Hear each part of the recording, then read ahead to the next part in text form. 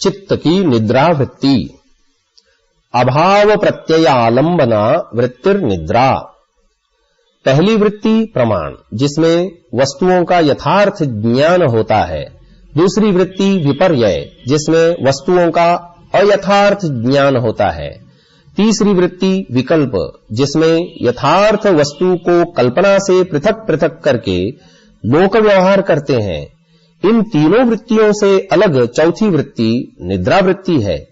जिस प्रकार उपरोक्त कही तीनों वृत्तियां ज्ञानात्मक हैं, उसी प्रकार यह निद्रा वृत्ति भी मन में होने वाली ज्ञानात्मक वृत्ति है। कोई यह न समझे कि नींद में तो कुछ पता ही नहीं चलता, फिर यहां कैसे निद्रा को वृत्ति कहा जा रहा है। सामान्य रूप से लोक में निद्रा को ज्ञान शून्य मानते हैं, परंतु निद्रा की ज्ञान शून्यता व्याख्या करने योग्य है।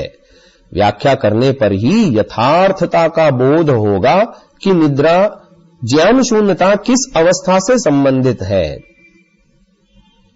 महर्षि पतंजलि ने प्रसंग के अनुसार वृत्ति शब्द का अनुवर्तन होने पर भी सूत्र में पुनः वृत्ति शब्द को जोड़ा है।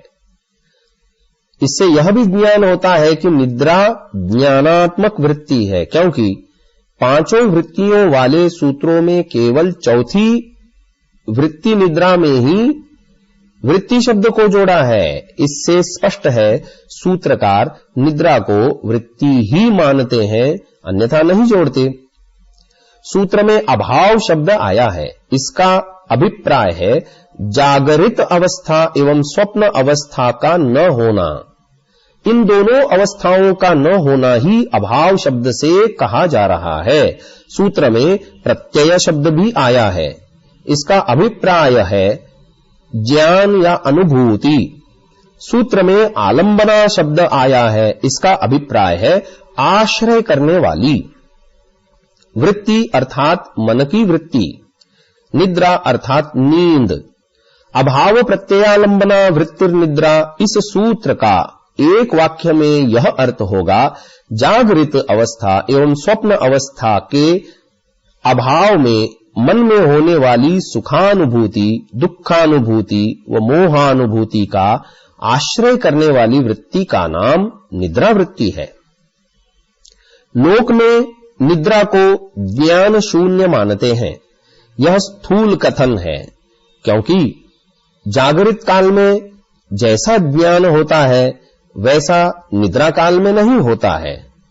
इसी प्रकार स्वप्न काल में जिस प्रकार का ज्ञान होता है वैसा भी निद्रा काल में नहीं होता है। जागृत काल का ज्ञान और स्वप्न काल का ज्ञान निद्रा में नहीं होता।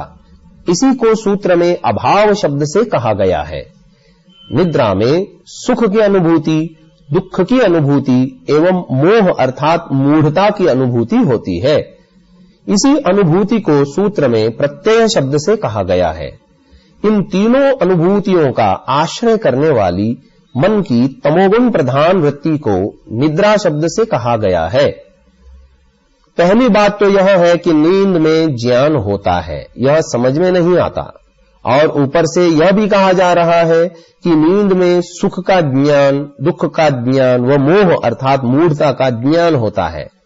यह बात बुद्धि में कैसे बिठाई जाए, इसके समाधान को महर्षि वेद व्यास जी ने सशक्त प्रमाणों से समझाने का यत्न किया है। ऋषि लिखते हैं, साच संप्रबोधे प्रत्यवमर्षात् प्रत्यय विशेषः, अर्थात जब व्यक्ति नींद लेकर जाग उठता है तब नींद में की गई अनुभूति का स्मरण करता है। इससे ज्ञात होता है कि नींद में प्रत्यय अर्थात ज्ञान विशेष होता है। हम जो भी स्मरण करते हैं वह पहले अनुभव किए हुए का ही करते हैं। यदि पहले किसी भी प्रकार की अनुभूति न हो तो स्मरण करने का प्रश्न ही नहीं उठता। अतः ऋषि यहां पर कारण हेतु कहते हैं प्रत्यवमर्षात्, निद्रा में हुए पूर्व अनुभव का जगने पर स्मरण होने से निद्रा ज्ञानात्मक वृत्ति है। ऋषि ने प्रश्न उठाकर समाधान किया, कथम सुखमहम अस्वाप्सम, अर्थात सोकर उठने पर कोई व्यक्ति अनुभव करता है मैं गत रात्रि में सुख से सोया। यदि व्यक्ति को सोते समय सुख की अनुभूति न हो तो उठने पर यह अनुभव नहीं कर सकता। ऋषि ने दूसरा उदाहरण दिया है, दुःखमहम स्वाप्सम, अर्थात सोकर उठने पर कभी व्यक्ति यह अनुभव करता है कि मैं गत रात्रि दुख से सोया, यह भी बिना पूर्वानुभव के नहीं हो सकता। ऋषि ने तीसरा उदाहरण दिया है कि गाढ़म मूढ़ोहम स्वाप्सम, सोकर उठने पर कभी व्यक्ति अनुभव करता है कि मैं गत रात मूढ़ होकर सोया, यह अनुभव भी पूर्व ज्ञात के बिना नहीं हो सकता। महर्षि वेदव्यास जी लिखते हैं, स खल्वयम प्रबुद्धस्य प्रत्यवमर्शो न स्यादसति प्रत्ययानुभवे तदाश्रिताः स्मृतयश्च तद्विषया न स्युः। अर्थात जागकर यह व्यक्ति को स्मरण हो रहा है, वह स्मरण नहीं होना चाहिए यदि सोते समय किसी भी प्रकार का ज्ञान न हुआ हो, परंतु स्मृतियां तो होती ही हैं, अतः वे पूर्व ज्ञान के आधार पर ही होती हैं। तस्मात् प्रत्यय विशेषो निद्रा, इसलिए यह जो निद्रा है वह ज्ञानात्मक ही है। इस प्रकार महर्षि पतंजलि एवं महर्षि वेदव्यास के अनुसार निद्रा मन की एक ज्ञानात्मक वृत्ति है। यहां पर यह समझ लेना चाहिए कि प्रयत्न आत्मा का स्वभाव है और वह खाली निठल्ला नहीं रहने वाला है, अतः निद्रा में भी वह आत्मा कुछ न कुछ यत्न तो करता हुआ सुख दुख या मूढ़ता का अनुभव निरंतर करता रहता है। आयुर्वेद की दृष्टि से निद्रा मनुष्य जीवन का एक बड़ा आधार स्तंभ है।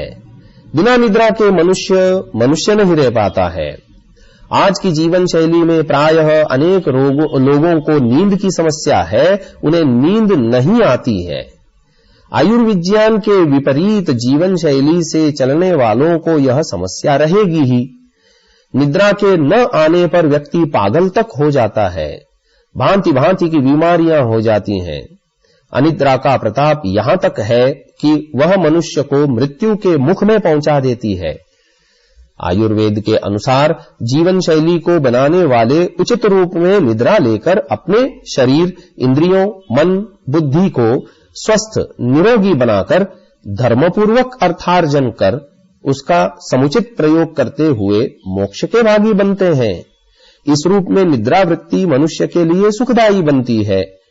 यदि मनुष्य आयुर्वेद के अनुसार न चलकर स्वतंत्र रूप से चलता है, वर्तमान में प्रत्यक्ष रूप से होने वाली हानियों पर ध्यान नहीं रखता और न ही शब्द प्रमाण आयुर्वेद को मानता है, तो वह इसी निद्रा वृत्ति को दुखदायी बना लेता है। इसी संदर्भ में महर्षि वेदव्यास जी लिखते हैं, साच समाधा वितर प्रत्ययवन निरोधव्येति, अर्थात जैसे प्रमाण विपर्य विकल्प स्मृति वृत्तियों को उपासना के काल में रोकते हैं, वैसे ही निद्रा वृत्ति को भी उपासना के काल में रोक देना चाहिए। बहुत से लोग ऋषियों के मंतव्यों को न पढ़ न जानकर रात्रि में न सोकर अथवा रात्रि के 1 बजे 2 बजे उठकर शरीर को जितनी निद्रा की आवश्यकता है उतनी निद्रा न लेकर उपासना के लिए बैठते हैं। वे ऐसा करके निद्रा को दुखदायी बनाते हैं, क्योंकि इससे न तो उपासना ठीक हो पाती है, न ही शरीर स्वस्थ रह पाता है। उन्हें दोनों प्रकार की हानियां होती हैं। बहुत से साधक इस बात को नहीं समझ पाते हैं। बहुत से साधक ऐसा करके यह समझ बैठते हैं कि हमारी उपासना अच्छी हो रही है। वे यह नहीं जान पाते हैं कि वे उपासना में बैठकर नींद ले रहे होते हैं या तंद्रा से ओतः प्रोत होकर ऊंघ रहे होते हैं। यदि किसी साधक को यह कहा जाए कि आप उपासना काल में ऊंघ रहे थे या सो रहे थे, तो कई साधक यह समाधान करते हैं, आपको पता नहीं है, यह योग की एक अवस्था है जिसमें इस तरह का होता रहता है। यह उन साधकों की बहुत बड़ी भ्रांति है। कुछ ऐसे भी साधक हैं जो उपासना के काल में सो जाते हैं और बाद में यह कहते हैं कि आज मेरी उपासना बहुत अच्छी हुई है। कैसी उपासना हुई है, ऐसा पूछने पर कहते हैं कि इतनी अच्छी हुई है कि कुछ पता ही नहीं चला, क्योंकि घंटे भर में एक भी वृत्ति नहीं उठी। यह भी बहुत बड़ी भ्रांति है। इस प्रकार की कई बातों को समझकर निद्रा वृत्ति को लोक व्यवहार काल के लिए सुखदायी बनाना चाहिए और उपासना काल में निद्रा को सर्वथा रोक देना चाहिए, अन्यथा सुख देने वाली निद्रा वृत्ति दुखदायी बन जाएगी।